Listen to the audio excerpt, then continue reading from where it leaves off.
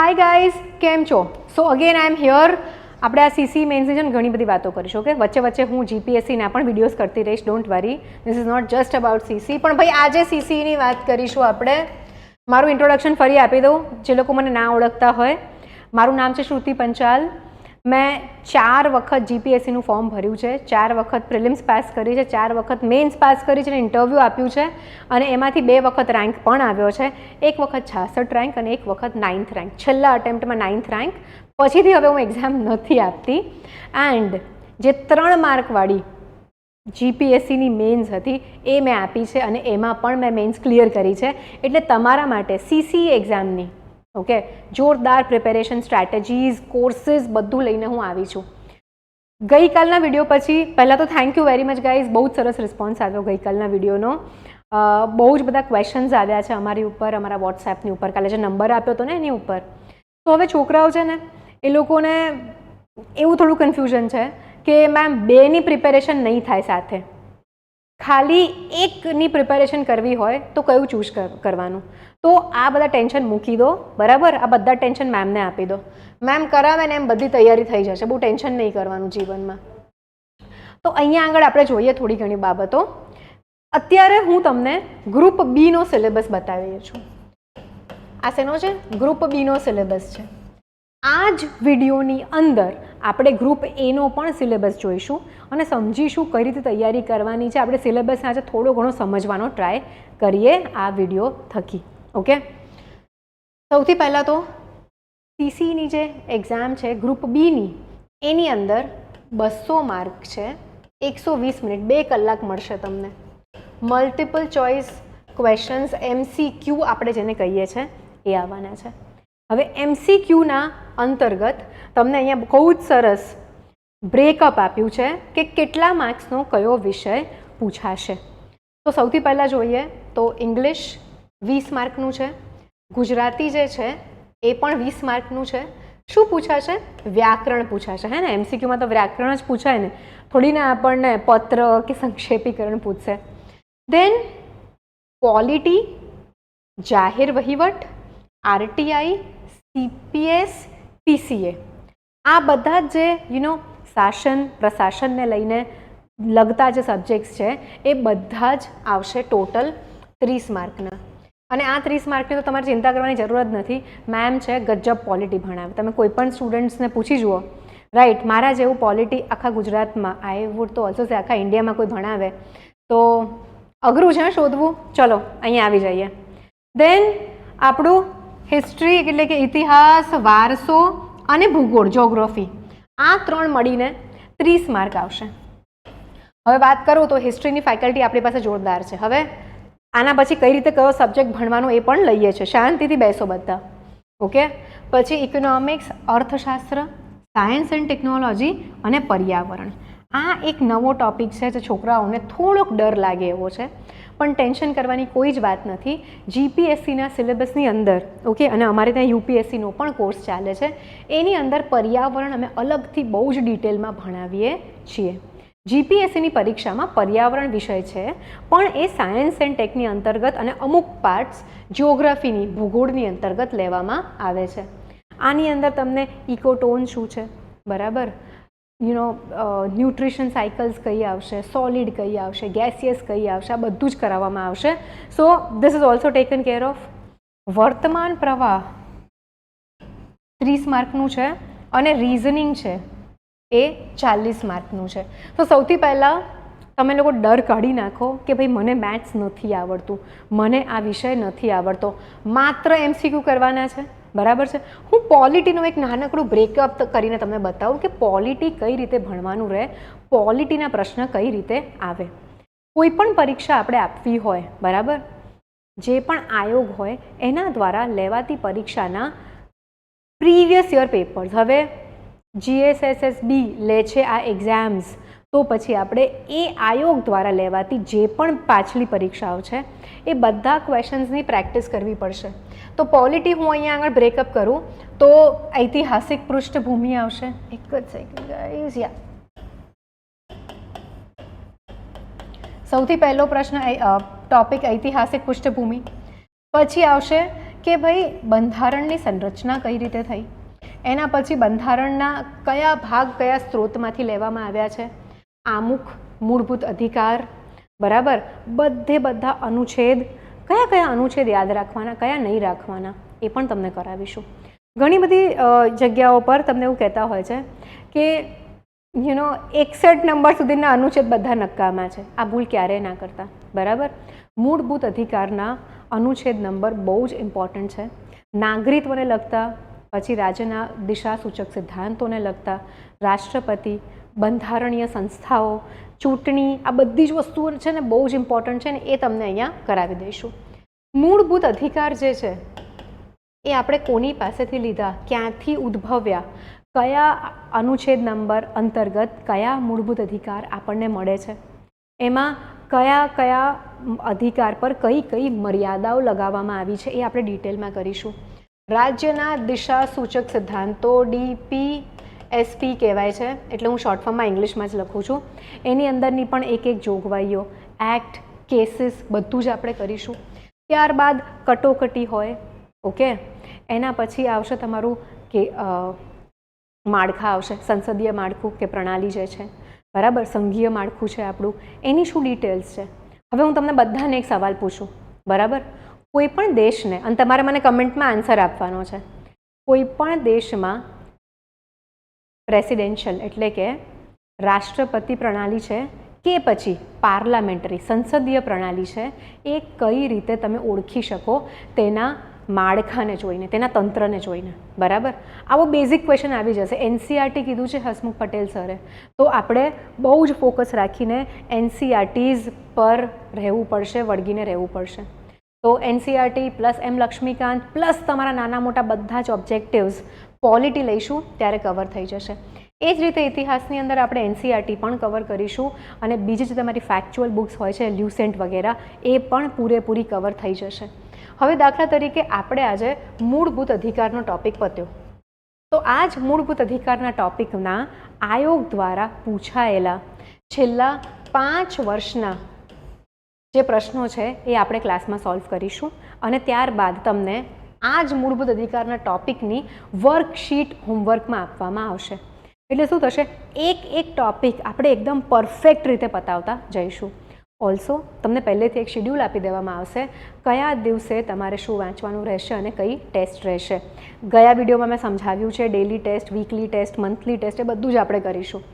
હવે તમે વિચાર કરો, આપણે આટલું સરસ રીતે બધું જ ભણીએ છીએ, ઓકે, બધા જ સબ્જેક્ટ્સ આટલા સરસ રીતે ભણીએ છીએ, તો આમાં અને ગ્રુપ એની અંદર શું ડિફરન્સ રહેશે. હું પહેલાં GSનું સિલેબસ કાઢી લઉં, ઓકે. હવે મને સમજાતું નથી, મીડિયમ ગુજરાતી છે પણ સિલેબસ બધો અંગ્રેજીમાં આપ્યો છે, પણ ચલો જોઈએ. આની સાથે સાથે આપણે જોઈએ કે ભાઈ આ ગ્રુપ એનો જે સિલેબસ છે એ ગ્રુપ B સાથે કેટલો મેળ ખાશે અને GPSCની એક્ઝામ સાથે કેટલો મેળ ખાય છે. કારણ કે ઘણા બધા છોકરાઓ અત્યારે ડરી ગયા છે કે GPSC લેવલનું અમારે ભણવાનું થશે. એટલો મોટો સિલેબસ છે જ નહીં. તમને હું સમજાવું કઈ કઈ વસ્તુઓ છે, કઈ નથી. અને આ B ગ્રુપની જેટલી પણ વસ્તુઓ છે એ તમારે ગ્રુપ એમાં ભણવાની તો થશે જ, 2 વિષય છોડીને, જે છે જાહેર વહીવટ અને ડિસિપ્લિન ઇન પબ્લિક સર્વિસ. તો જોઈએ ઇતિહાસમાં, તો ભાઈ સિંધુ ખીણની સભ્યતા, હું જ્યારે IVCની વાત કરીશ તો આપણે એને સિંધુ ખીણની સભ્યતા શોર્ટમાં IVC કહીએ છીએ. હવે તમે જો કોઈ લોકલ પબ્લિકેશન વાંચશો તો એની અંદર તમને સ્થળ આપ્યું હશે અને એની અંદર કઈ નદી ત્યાંથી પસાર થઈ રહી છે કે ત્યાંથી શું મળ્યું છે, માત્ર એટલી જ વસ્તુઓ આપી હશે. બટ જો તમે NCERT જોશો તો તેની લાક્ષણિકતાઓ, જગ્યાઓ, તેની સામાજિક વ્યવસ્થા કેવી હતી, એના વારસા વિશે ચર્ચા થશે, ત્યાં આગળ કળા કઈ રીતે ઉદ્ભવી હતી, ત્યાં આગળ ધર્મ કયો પાળવામાં આવી રહ્યો હતો, એ બધું જ આવરી લેવામાં આવશે NCERTની જેમ જ આપણા ક્લાસીસની અંદર.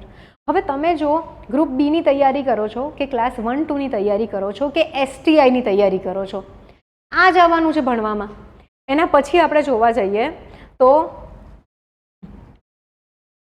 જૈનિઝમ, બુદ્ધિઝમ અને નંદ ડાયનેસ્ટી, મૌર્ય અને ગુપ્ત ડાયનેસ્ટી, હજી સુધી બધું જ ગ્રુપ B અને GPSCની જેમ ચાલે છે.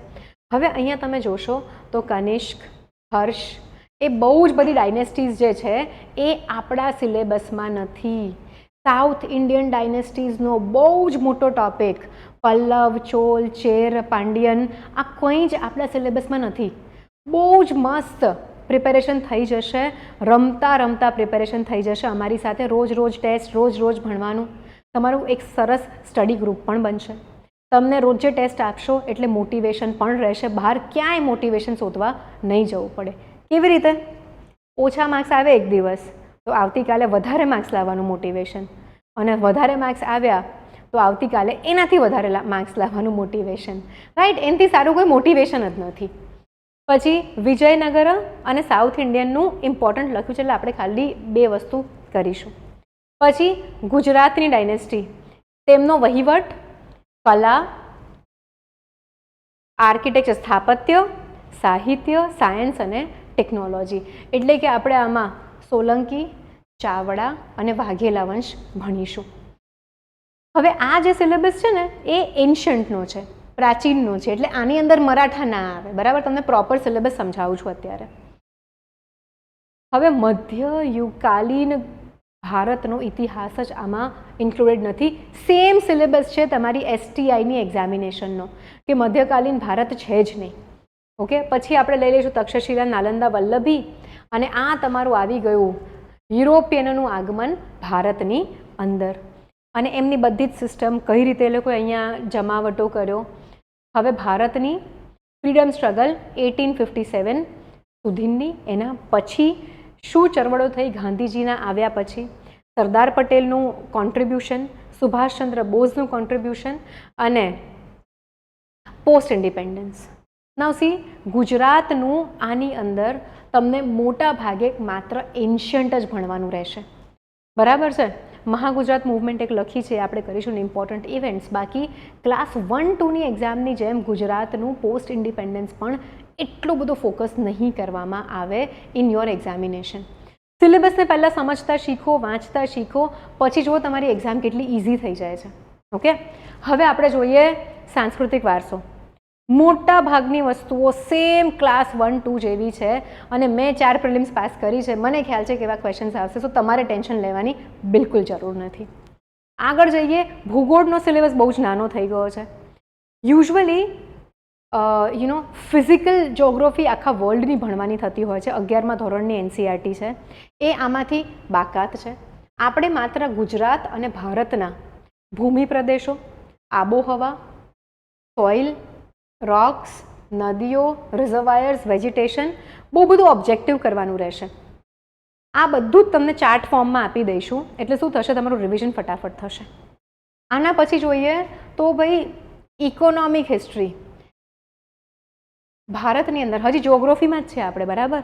તો આને શું કહેવાય? આપણે હ્યુમન જોગ્રાફી કહેવાય કે ભાઈ કઈ રીતના પ્રાઇમરી ક્ષેત્ર એટલે કે ખેતી કેટલી થાય છે, એની આગળ ટર્શરી, 2 વાર ટર્શરી છે, આયોગનો જ સિલેબસ છે, સેકન્ડરીની જગ્યાએ ટર્શરી લખ્યું છે. સેકન્ડરી ઇન્ડસ્ટ્રીઝ કેટલી છે, ટર્શરી, ક્વોટરનરી, આ બધી વસ્તુઓ. સોશિયલ અને ડેમોગ્રાફિક જોગ્રાફી, આનો પણ સરસ ડેટા આપી દઈશું તમારા MCQs કે તમારા 3 માર્કર્સમાં બિલકુલ તકલીફ ના પડે એવી રીતે. ડેવલપમેન્ટલ અને એન્વાયરમેન્ટલ ઇશ્યુઝ, આ પણ અગેન ક્લાઇમેટ ચેન્જ જેવું એન્વાયરમેન્ટનો આખો ટોપિક આમાં આવી ગયો. તો ગ્રુપ A અને Bનું કેટલો સિમિલર સિલેબસ છે ખબર પડી રહી છે બધાને. સાયન્સ એન્ડ ટેકનોલોજી બહુ જ સિમ્પલ છે. સાયન્સ એન્ડ ટેકનોલોજી બેઝિક તમને ફિઝિક્સ, કેમેસ્ટ્રી અને બાયોલોજી PCB આવડવા જોઈએ, અને પછી આપણે કરંટ અફેર્સ જોરદાર કરી લઈશું. ITC કરીશું, બાયોટેકનોલોજી કરીશું, સ્પેસ કરીશું, DRDO કરીશું, and lot more things. Okay? એના પછી આવે છે મારો favourite subject, Indian state system and constitution. બંધારણ આખું જ ભણવાનું છે. સેમ સ્ટ્રક્ચર છે ક્લાસ 1-2ના જેમ. પબ્લિક એડમિનિસ્ટ્રેશનમાં પણ ઓલમોસ્ટ સેમ છે. હું આને ગવર્નન્સ વધારે કહું છું કારણ કે ટોપિક્સ ગવર્નન્સના વધારે છે. પબ્લિક એડમિનિસ્ટ્રેશનના એટલે કે જાહેર વહીવટના ક્વેશ્ચન્સ નથી એટલા. રાઈટ? બહુ જ સિમ્પલ છે. ડિસિપ્લિન પબ્લિક સર્વિસ પણ ટોપિક્સ બધા જ જોવા જઈએ તો છે એથિક્સના, નીતિશાસ્ત્રના, જે પણ આપણે ત્યાં આગળ બહુ જ સરસ ક્લાસીસ ચાલે છે. So we have everything covered. Economy and planning, અર્થશાસ્ત્ર, બસ આટલો જ સિલેબસ છે ગાઈઝ. હવે જોઈએ આપણે લેંગ્વેજનું પેપર. આજે ફટાફટ કરાવું છું બિકોઝ સન્ડે છે અને મારે ઘરે જવું છે. હું તો તમને ક્લિયરલી કહી દઈશ. કાલે શાંતિથી બોલતી હતી, આજે ફટાફટ. હવે જો આપણે ગુજરાતીનું પેપર જોઈએ તો સૌથી પહેલાં તો નિબંધ આવશે. હવે ઘણા બધા છોકરાઓને એવું છે કે મેમ MCQ તો અમે ટીક કરી નાખીશું, બરાબર. ગ્રુપ બી વાળા કે ગ્રુપ એ વાળા હશે ને તો એમને લખવામાં હાથ નથી ઉપડતો. નિબંધમાં પહેલા ફકરામાં શું લખવાનું, છેલ્લા ફકરામાં શું લખવાનું, સેકન્ડ લાસ્ટમાં શું લખવાનું, નિબંધનો ફ્લો કેવો હોવો જોઈએ, એ બધું જ તમારું જો પરફેક્ટ હોય, સરસ હોય તો આ કમ્પોનન્ટમાં બહુ જ સરસ માર્ક્સ આવે. તો આની અંદર આપણે શું કરીશું, હું તમને જે ઇમ્પોર્ટન્ટ ટોપિક્સ છે GPSC કે GSSSB વારે પૂછે છે એના તમને ફોર્મેટ્સ બનાવીને આપી દઈશ, જેથી કરીને તમારી પાસે કન્ટેન્ટ ના ખૂટે કે ના તમારું ફોર્મેટ કે સ્ટ્રક્ચર રોંગ જાય. અને એક નહીં, હું તમને 4 પ્રકારના ફોર્મેટ શીખવાડીશ દરેક ટોપિકમાં. ઓકે. આના પછી વિચાર વિસ્તાર છે. હવે 15 માર્કનો એસે છે. વિચાર વિસ્તાર જે છે 2 પૈકી કોઈ પણ એક વિચાર વિસ્તાર લખવાનો છે 10 માર્કનો. આમાં ઘણી બધી વખત અમુક વિદ્યાર્થીઓ હોય ને એ લોકોને બહુ મજા આવે આ કોમ્પોનન્ટમાં, અને અમુક વિદ્યાર્થીઓ હોય જે લોકોને એમ થાય કે ભાઈ કવિ કહેવા શું માંગે છે ખબર નથી પડતી, કવિ સાદી રીતે વાત કરતા હોય તો આના માટે પણ આપણી પાસે એક મેજિક છે કે આપણે કોમન ફોર્મેટ્સ બનાવી નાખવાના 10 થી 15 થીમના, અને થીમ આઈડેન્ટિફાઈ કરીને આપણે લખી શકીએ, સરસ મજાનું આર્ટિક્યુલેશન કરી શકીએ. તો જો તમે પહેલી વખત લખી રહ્યા છો કોઈ એક્ઝામ સબ્જેક્ટિવવાળી, પેન નથી ઉપડતી, તો આ બધી મેથડ્સ યુઝ કરવાથી તમારું બહુ જ સરસ તૈયારી થઈ જશે. સંક્ષેપીકરણ, ગદ્યખંડ તમને આપેલો હશે, એ તમારે વાંચવાનો રહેશે અને તેનો મૂળ ભાવ જળવાઈ રહે એ રીતે એને 1/3 ભાગમાં લખવાનો રહેશે. બહુ જ ઇઝી કોમ્પોનન્ટ છે, બરાબર. સી, આ બધા જે કમ્પોનન્ટ્સ હોય ને એમાં અમુક ટેકનિકાલિટીઝ હોય. જો એ તમને ટેકનિકાલિટીઝ આવડી ગઈ તો પછી આ બધું લખવાની મજા આવશે. પ્લસ આપણે દર 15 દિવસે એક વખત ગુજરાતીની અને એક વખત ઇંગ્લિશના પેપરની ટેસ્ટ રાખીશું, જેથી કરીને એક્ઝામ આવતા સુધીમાં તમારું જે પેપર લખવાની કે એક્ઝામની ફિયર છે ને, જે ડર લાગે છે ને આપણને, એ જતો રહે. આપણે એટલા બધા પેપર પહેલાં જ લખી નાખ્યા હોય ને કે એક્ઝામ વખતે આપણને એમ લાગે કે અચ્છા બીજું પેપર આવ્યું, ચલો લખી નાખીએ. તો આને આપણે એક નોર્મ બનાવવાનું છે. What is a norm? આપણે સવારે ઉઠીએ, ચા દૂધ પીએ, ઓફિસ જઈએ, ક્લાસ જઈએ, લાઇબ્રેરી જઈએ, એ આપણા માટે એકદમ નોર્મલ વસ્તુ છે, right.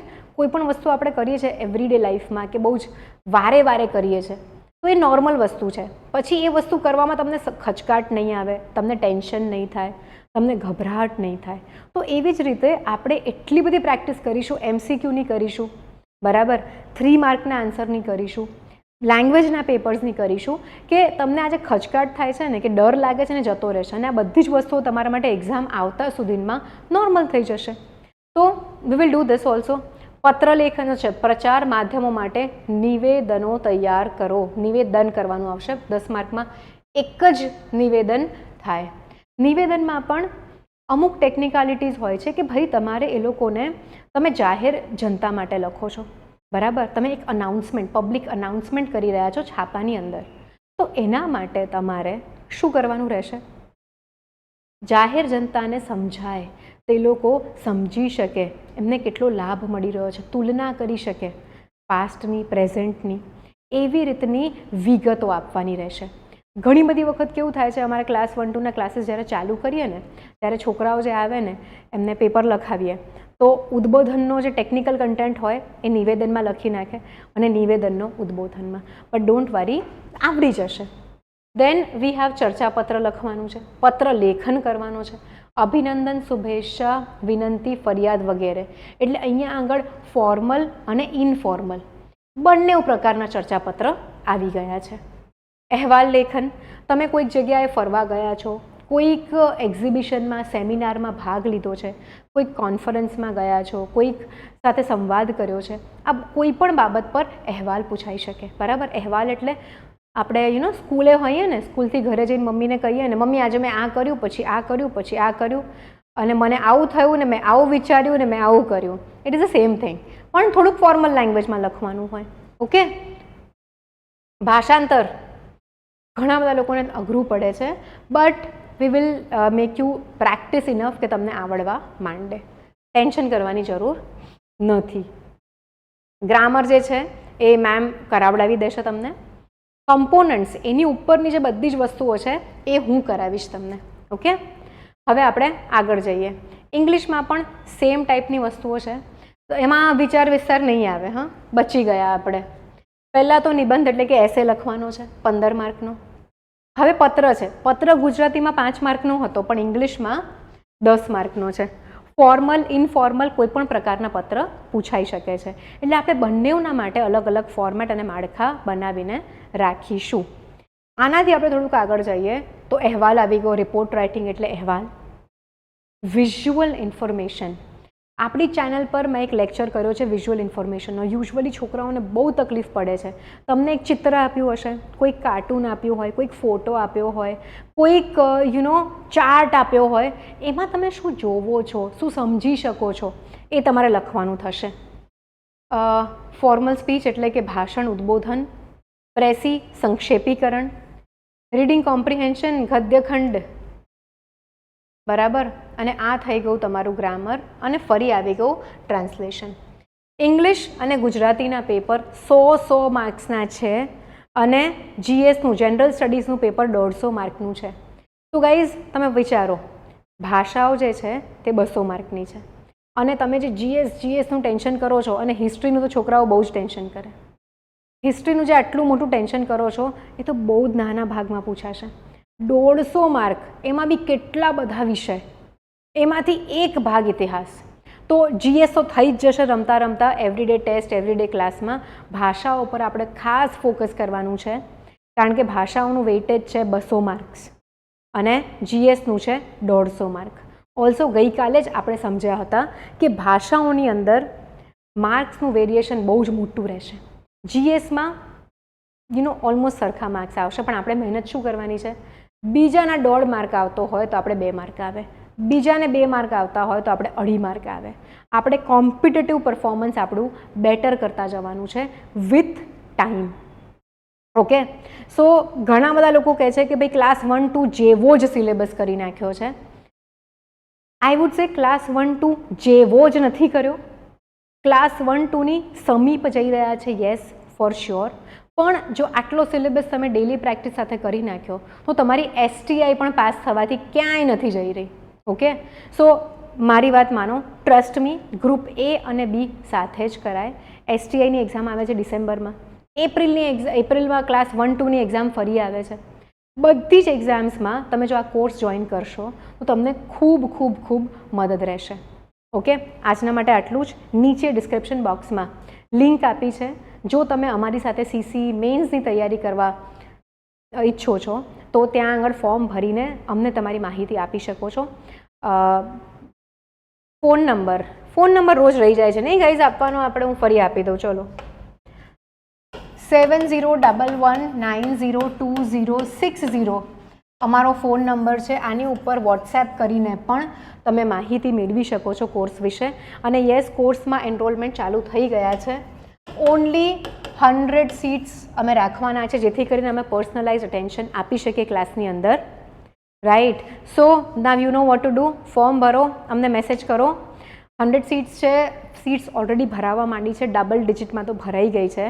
So hurry up before you miss your spot. Thank you guys, મળીએ ક્લાસમાં.